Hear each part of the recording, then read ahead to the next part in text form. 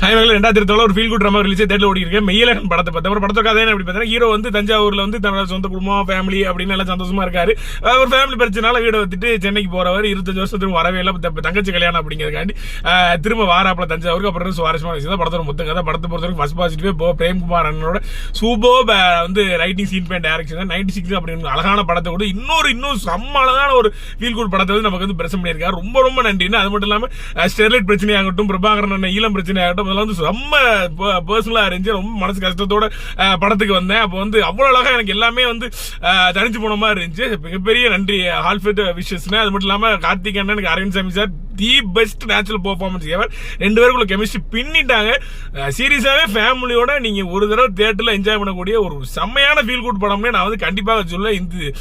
என்னோட சைட்ல இருந்து இது வந்து ஒரு must watch, family must watch. இதுக்கு ரேட்டிங் வந்து கிடையாது. என்ன வந்து ரொம்ப ஹால்ஃபெட்டே பார்த்து நீங்களே போட்டுக்கோங்க.